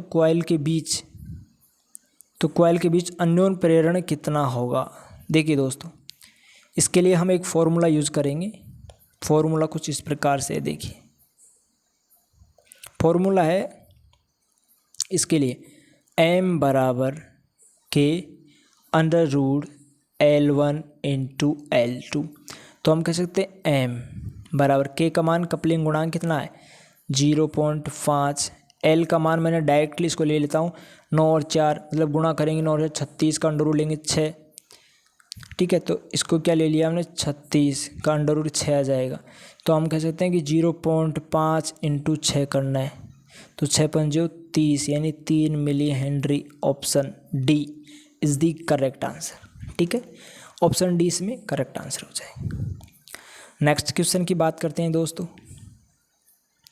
नेक्स्ट क्वेश्चन है कि इलेक्ट्रिक मोटरों में प्रयुक्त कार्बन ब्रश किस लिए होते हैं। इलेक्ट्रिक मोटर में जो कार्बन ब्रश प्रयोग किए जाते हैं ना दोस्तों, वो होती है प्रवाह के लिए करंट को एक मार्ग प्रदान करना। देखिए, प्रवाह के लिए करंट को एक मार्ग प्रदान करना होता है। तो मतलब हम कह सकते हैं कि option B is the correct answer, ठीक है। नेक्स्ट क्वेश्चन की बात करते हैं। एक शंट जनरेटर में क्या होता है दोस्तों। शंट जनरेटर में क्या होता है कि इसमें दोस्तों कुछ हद तक डूपिंग विशेषताएं होती है, क्योंकि इसमें लोड बढ़ेगा तो इसकी जो स्पीड होती है वो थोड़ी कम हो जाती है, ठीक है। लोड बढ़ाएंगे स्पीड क्या होती है, कम हो जाती है। तो हम कह सकते हैं कि जो डीसी शंट जनरेटर है उसमें कुछ हद तक डूपिंग विशेषताएं होती है, ठीक है दोस्तों। नेक्स्ट क्वेश्चन की बात करते हैं। डीसी जनरेटर का ईएमएफ किस पर निर्भर करता है दोस्तों। डीसी जनरेटर का ईएमएफ किस पर निर्भर करता है। तो हम कह सकते हैं दोस्तों डीसी जनरेटर का ईएमएफ गति पर निर्भर करता है, ठीक है। तो हम कह सकते हैं देखो ई बराबर होगा 5ZNP/60A। तो हम कह सकते हैं पोलों की संख्या नहीं दे रखी, इसमें घूर्णन गति दे रखी है, चालकों की संख्या नहीं दे रखी, आवृत्ति नहीं दे रखी, कम्यूटेशन नहीं दे रखा। मतलब हम कह सकते हैं कि जो डीसी जनरेटर का ईएमएफ है वो एन यानी घूर्णन गति पर निर्भर करता है, ध्यान रखना, ठीक है दोस्तों। तो option B is the correct answer. Next question की बात करते हैं दोस्तों। अगला क्वेश्चन है कि डीसी मशीनों में डमी कॉइल किस लिए प्रयुक्त की जाती है। डमी कॉइल, तो इसमें आपका आंसर होगा दोस्तों वो होगा आर्मेचर का यांत्रिक संतुलन स्थापित करने के लिए डमी कॉइल का उपयोग किया जाता है, ठीक है दोस्तों। नेक्स्ट क्वेश्चन की बात करते हैं हम। किसी भी डीसी मशीन के एक्साइटिंग कॉइल्स किस प्रकार वाउंड किए जाते हैं। डीसी मशीन के एक्साइटिंग कॉइल्स किस प्रकार वाउंड किए जाते हैं। तो दोस्तों देखो, इसमें आपका जो आंसर होगा वो होगा दोस्तों ध्रुवों के आसपास वाउंड किए जाते हैं। ध्रुवों के यानी पोल्स के आसपास ही तो करते हैं जो कॉइल में वाइंडिंग करते हैं। तो option C is the correct answer हो जाएगा, ठीक है दोस्तों। नेक्स्ट क्वेश्चन है यदि क्रॉस फील्ड जनरेटर में पोल्स की संख्या 2 है तो इंटर पोल्स की संख्या कितनी होगी दोस्तों। तो इंटर पोल्स की संख्या पोल्स की संख्या का 2 गुना यानी 4 होगी दोस्तों। तो option B is the correct answer हो जाएगा। ऑप्शन बी आपका करेक्ट आंसर हो जाएगा, ठीक है दोस्तों। अब बात करते हैं हम नेक्स्ट क्वेश्चन पे चलते हैं कि डीसी मशीनों में कंपनसेशन वाइंडिंग का उद्देश्य किसे न्यूट्रलाइज करना होता है। डीसी मशीनों में कंपनसेशन वाइंडिंग का उद्देश्य किसको न्यूट्रलाइज करना होता है। तो दोस्तों इसका उद्देश्य होता है कि पोल फोर्सेस के अंतर्गत आर्मेचर प्रतिक्रिया को न्यूट्रलाइज करना होता है। मतलब option C is the correct answer, ठीक है। नेक्स्ट बात करते हैं कि डीसी मशीनों के आर्मेचर कोर की लेमिनेशन की मोटाई निम्नलिखित में से लगभग कितनी होती है।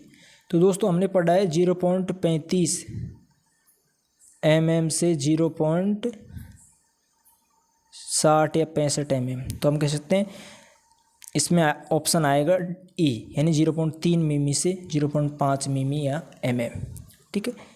इस प्रकार से 66वां क्वेश्चन होगा। नेक्स्ट क्वेश्चन देखते हैं 67 नंबर।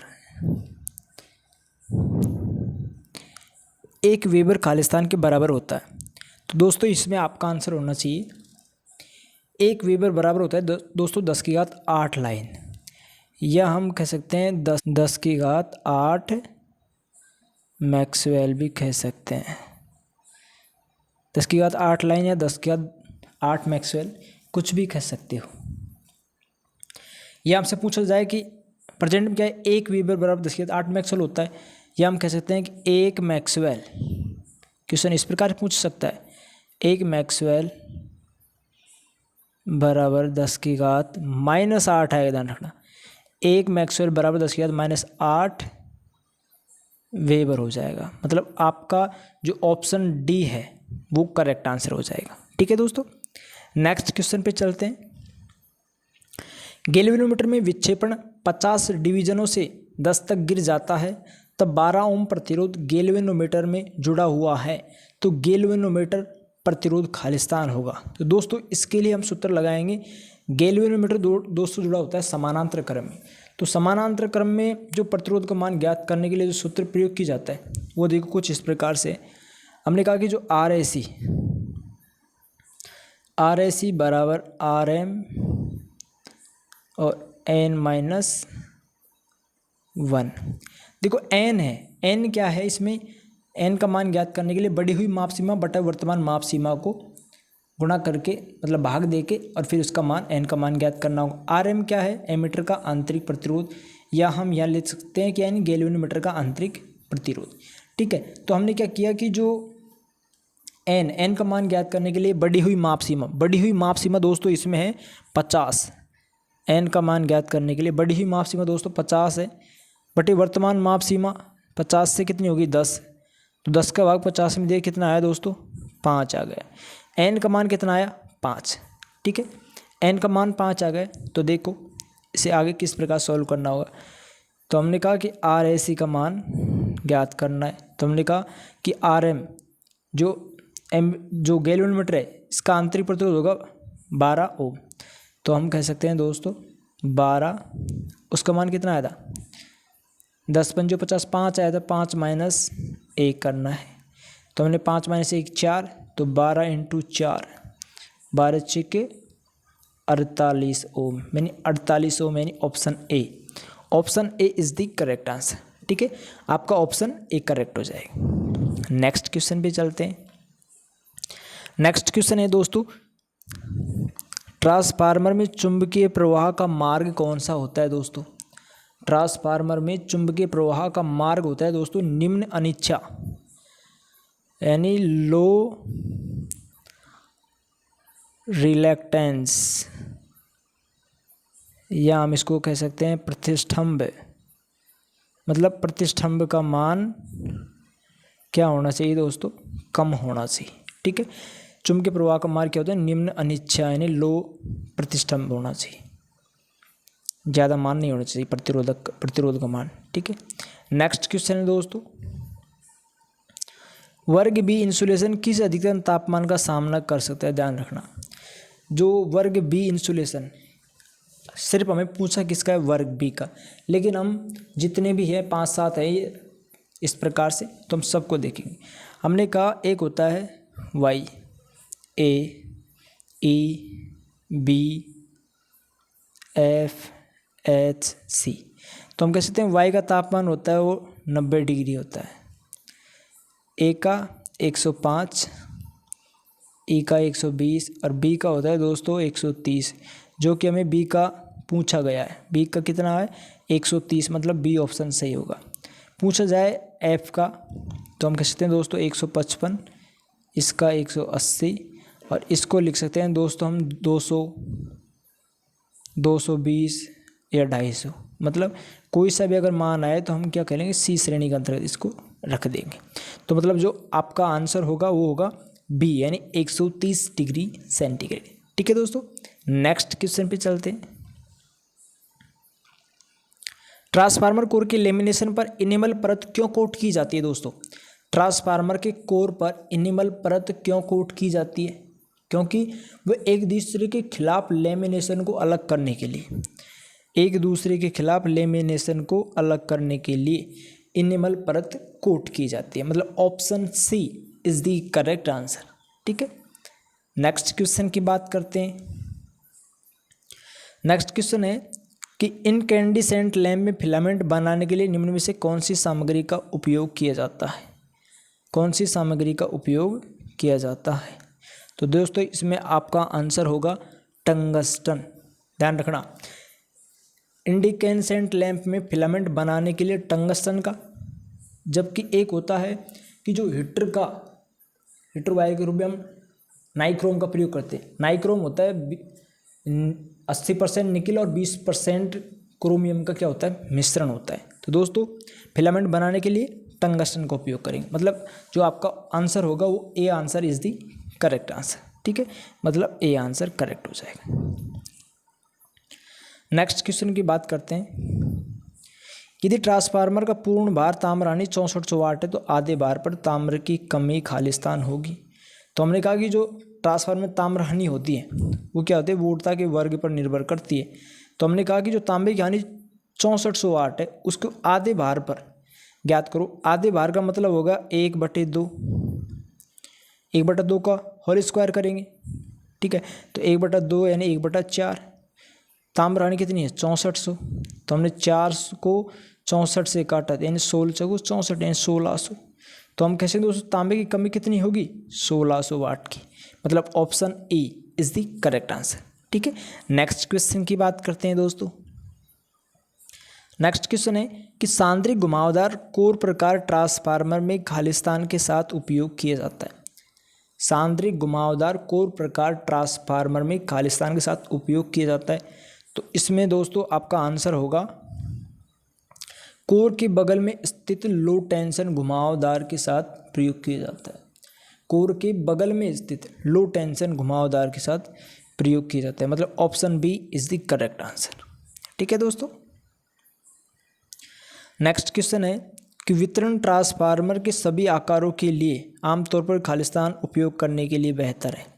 जो वितरण ट्रांसफार्मर डिस्ट्रीब्यूशन ट्रांसफार्मर है उसमें सभी आकारों के लिए आमतौर पर उपयोग करने के लिए दोस्तों ट्यूब टैंक का उपयोग किया जाता है।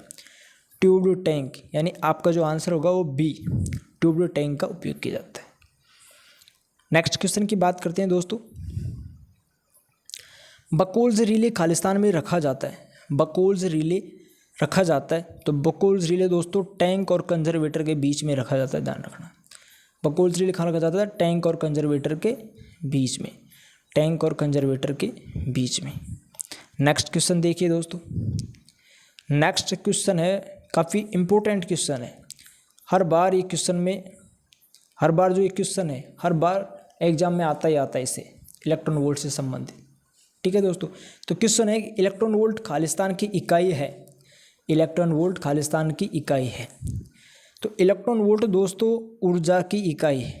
अब देखिए इसके बारे में कुछ इम्पोर्टेंट्स डाउट क्लियर करने के। मैंने आपसे कहा कि ऊर्जा अंतराल जो एनर्जी मतलब ऊर्जा अंतराल होता है वो चालक के लिए होता है दोस्तों। ऊर्जा अंतराल चालक के लिए होता है 0 इलेक्ट्रॉन वोल्ट। फिर हम बात करते हैं कुचालक के लिए। ठीक है, तो कुचालक के लिए होता है दोस्तों ये 5 इलेक्ट्रॉन वोल्ट। ठीक है, फिर अगर और थोड़ी सी इसमें बात की जाए, हम बात करें कि ऊर्जा के मात्रा कौन कौन से होते हैं। कई बार क्या होता है एग्जाम में चारों की चारों दे देता है, पूछ लेता है इनमें से कौन सा नहीं है या कौन सा है। ठीक है, तो कन्फ्यूजन करने के लिए मैं आपको सब बताता हूँ। ऊर्जा के मात्रक होता है, एक तो होता है दोस्तों जूल, दूसरा हम कह सकते हैं कि ऊर्जा मात्रक अर्ग, एक होता है किलोवाट आवर मीटर, एक होता है दोस्तों कैलोरी, एक होता है इलेक्ट्रॉन वोल्ट। ये क्या है ऊर्जा के कुछ इंपॉर्टेंट्स मात्रक। फिर बात की जाएगी जो सिलिकॉन है उसमें ऊर्जा अंतराल कितना होता है। इसी में क्वेश्चन है कि सिलिकॉन में यानी SI में ऊर्जा अंतराल कितना होता है। SI में ऊर्जा अंतराल, सिलिकॉन में ऊर्जा अंतराल कितना होता है, तो 1.21 इलेक्ट्रॉन वोल्ट। बात की जाए कि जर्मेनियम ऊर्जा अंतराल कितना होता है, तो इसमें आपका आंसर होगा दोस्तों 0.785 इलेक्ट्रॉन वोल्ट, इस प्रकार से होगा। ठीक है दोस्तों, तो कंफ्यूज नहीं होना है। नेक्स्ट क्वेश्चन है कि दोस्तों ट्रांसफार्मर पर ओपन सर्किट परीक्षण प्राप्त करने के लिए क्या आयोजित किया जाता है। तो ध्यान रखना दोस्तों, ट्रांसफार्मर जो ओपन सर्किट टेस्ट होता है वो सिर्फ कोर लॉसेज का मान ज्ञात करने के लिए प्रयोग किया जाता है। ठीक है, ओपन सर्किट परीक्षण प्राप्त करने के लिए क्या आयोजित किया जाता है, तो कोर हानि यानी कोर लॉसेज का मान ज्ञात किया जाता है।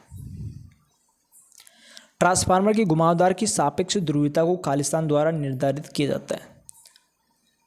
जो ट्रांसफार्मर है ना उसकी घुमावदार की सापेक्ष ध्रुवीयता को दोस्तों ध्रुवीयता, ध्यान रखना ध्रुवीयता को देखिए ध्रुवीयता को ध्रुवीयता परीक्षण द्वारा निर्धारित किया जाता है। ध्यान रखना ध्रुवीयता को ध्रुवीयता परीक्षण द्वारा निर्धारित किया जाता है।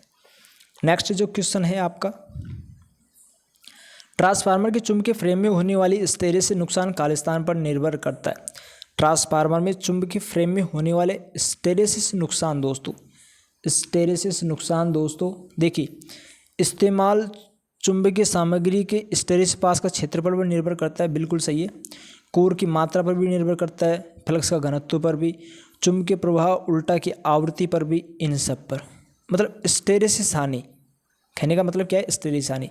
तो हमने कहा कि WH बराबर होता है दोस्तों B मैक्सिमम 1.6 FV। तो इसके माध्यम से इसको हम देख सकते हैं। ठीक है दोस्तों, तो इसमें आंसर क्या आएगा, E option is the correct answer. Next question की बात करते हैं। नेक्स्ट क्वेश्चन है कि अल्टरनेटर का रोटर खालिस्तान होता है। तो अल्टरनेटर का रोटर खालिस्तान है या अल्टरनेटर के रोटर में खालिस्तान होते हैं, तो देखो उसके लिए क्या करना पड़ेगा कि अल्टरनेटर के रोटर में 2 पर्ची छल्ले होते हैं। क्या होते हैं, 2 पर्ची छल्ले। हम छल्ले को क्या कह सकते हैं दोस्तों, स्लिप रिंग भी कह सकते हैं।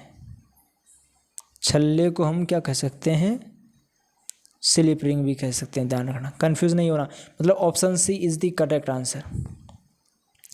नेक्स्ट क्वेश्चन की बात करते हैं कि अल्टरनेटर सिंक्रोनाइज करने के लिए निम्न में से किन विधियों का उपयोग किया जाता है।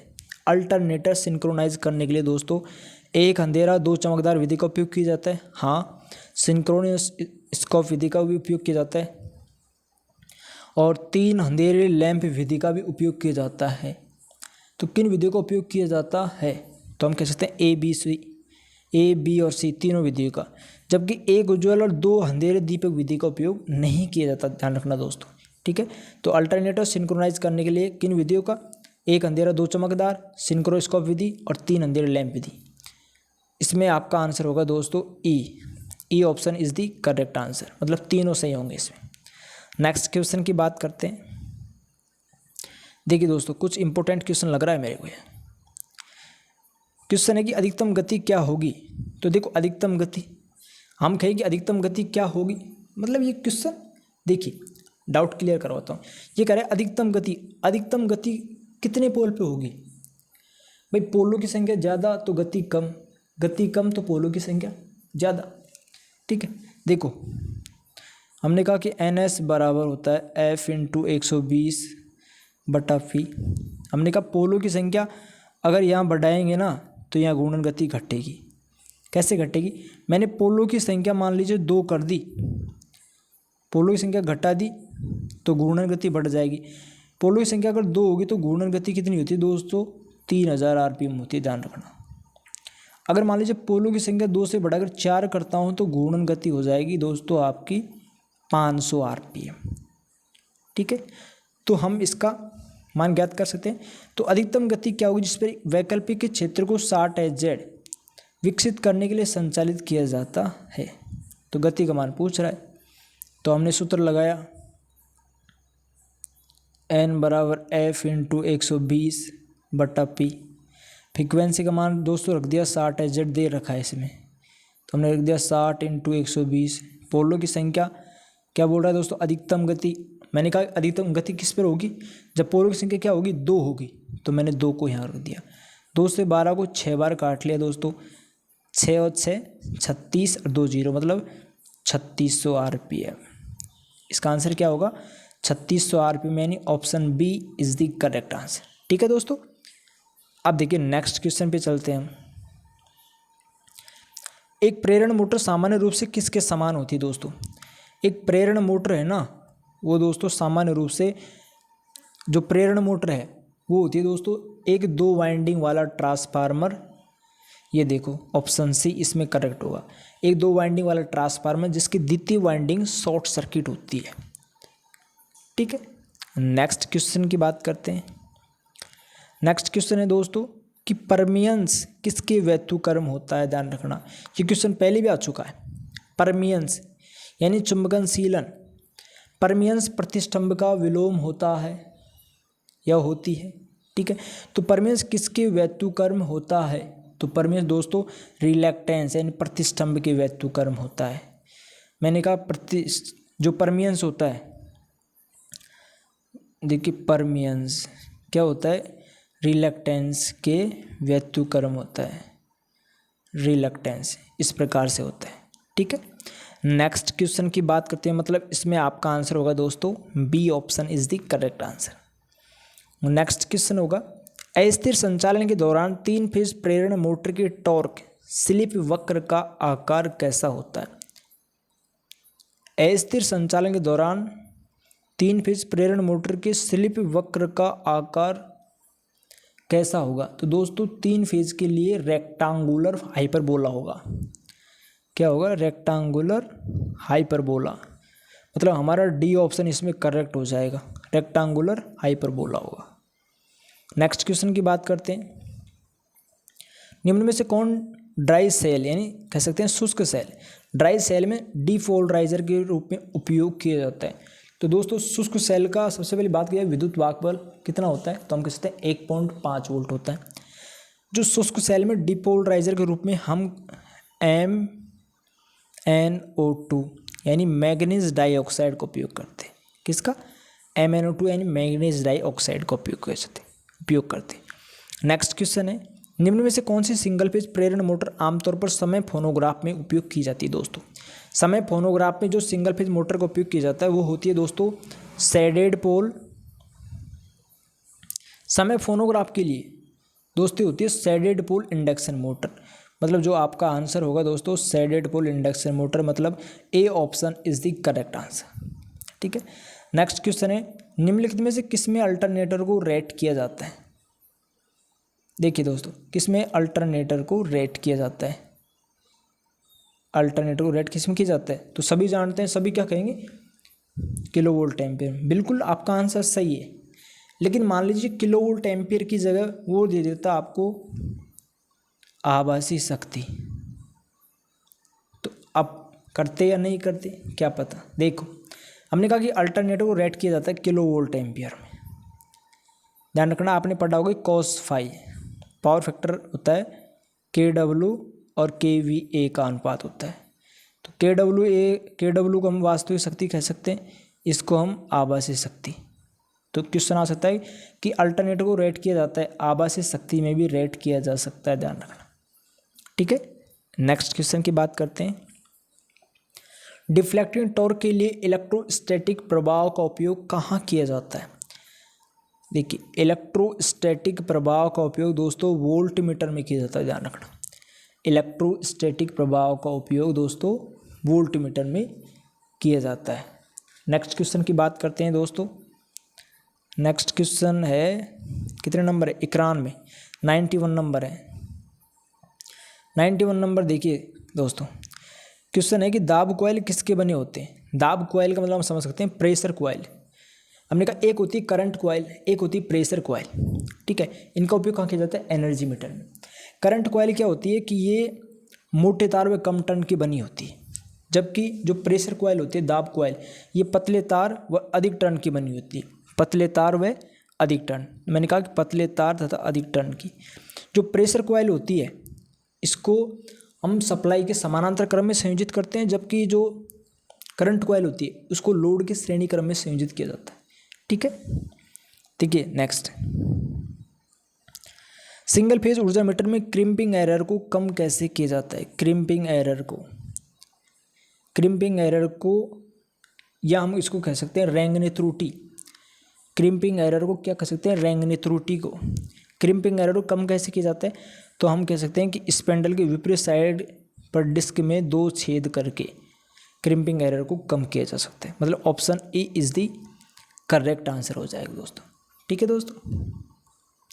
नेक्स्ट क्वेश्चन है कि मूविंग कॉइल उपकरणों में निम्न में से कौन सी डैम्पिंग विधियाँ सामान्य है? मूविंग कॉइल उपकरणों में निम्न में से कौन सी डैम्पिंग विधियाँ सामान्य है? तो इसमें आपका आंसर होगा एडी करंट डैम्पिंग विधि। एडी करंट डैम्पिंग विधि। ठीक है, तो option D is the correct answer. Next question की बात करते हैं दोस्तों। प्रतिरोध का पूर्ण मापन किसके द्वारा किया जाता है? तो दोस्तों प्रतिरोध का पूर्ण मापन लॉरेंज मेथड द्वारा किया जाता है। प्रतिरोध का पूर्ण मापन लॉरेंज मेथड द्वारा किया जाता है दोस्तों। ठीक है, कहा जाता है कि जब हौसला बना लिया ऊंची उड़ान का, फिर देखना फिजूल है कद आसमान का। तो आसमान का क्यों देख? तो जब हौसला ही बड़ा बना रखा है कि गवर्नमेंट जॉब पाने का, तो पढ़ते चलो। देखो पढ़ते पढ़ते बोर हो गए ना, तो कुछ नहीं, पढ़ना है, जितना हो सके उतना पढ़ना है। नेक्स्ट क्वेश्चन की बात करते हैं। निम्न में से कौन सा मीटर डीसी को नहीं माप सकता? निम्न में से कौन सा मीटर डीसी को नहीं माप सकता? तो दोस्तों ध्यान रखना, एक होता है एमआई यानी मूविंग आयरन। तो मूविंग आयरन दोस्तों एसी व डीसी दोनों को मापता है। मूविंग आयरन क्या करता है दोस्तों? ये एसी व डीसी दोनों को मापता है। एक होता है मूविंग कॉइल मीटर यानी एमसी टाइप, ये ओनली डीसी को मापता है। तो क्वेश्चन पूछ रहे कौन सा मीटर डीसी को नहीं माप सकता? डीसी को नहीं माप सकता, तो इसमें आपका आंसर होगा दोस्तों rectified type moving coil meter. मतलब ऑप्शन डी इसमें करेक्ट आंसर हो जाएगा।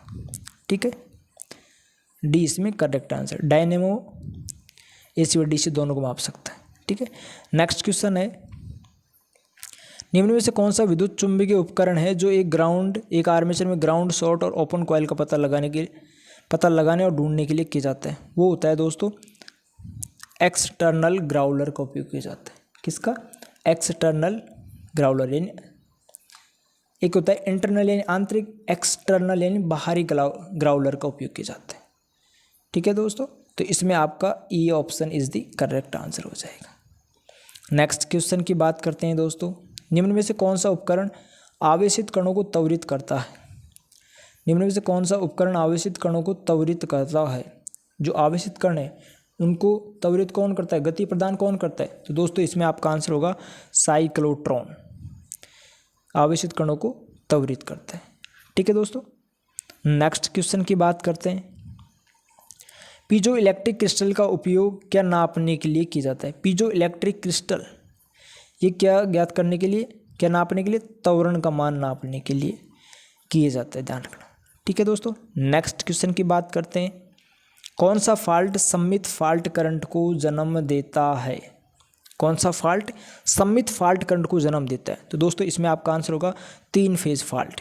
Option D is the correct answer. Option D is the correct answer, ध्यान रखना दोस्तों। और अंतिम और लास्ट क्वेश्चन है दोस्तों, HRC फ्यूज किसके खिलाफ सबसे अच्छी सुरक्षा प्रदान करता है? कई बार आ चुका है क्वेश्चन, कई बार क्वेश्चन पूछा जा चुका है। HRC फ्यूज यानी हम कह सकते हैं HRC यानी हाई रैप्चरिंग कैपेसिटी यानी उच्च विदारण क्षमता। फ्यूज भी कह सकते हैं, ध्यान रखना। एक होता है किटकैट फ्यूज और HRC फ्यूज अलग है। तो HRC फ्यूज किसके खिलाफ सबसे अच्छी सुरक्षा प्रदान करता है? तो इसमें दोस्तों आपका आंसर होगा शॉर्ट सर्किट के खिलाफ सबसे अच्छी सुरक्षा प्रदान करता है। मतलब option B is the correct answer. ठीक है दोस्तों, कहा जाता है कि मंजिल उन्हीं को मिलती है जिनके सपनों में जान होती है। पंख से कुछ नहीं होता जनाब, बस हौसलों में उड़ान होनी चाहिए। ठीक है, तो दोस्तों आपको हमारा वीडियो पसंद आए लाइक कीजिएगा और साथ ही साथ हमारे यूट्यूब चैनल को सब्सक्राइब कीजिएगा और अपने दोस्तों के साथ शेयर कीजिएगा। ठीक है दोस्तों, तो धन्यवाद, मिलते हैं नेक्स्ट वीडियो में। धन्यवाद दोस्तों।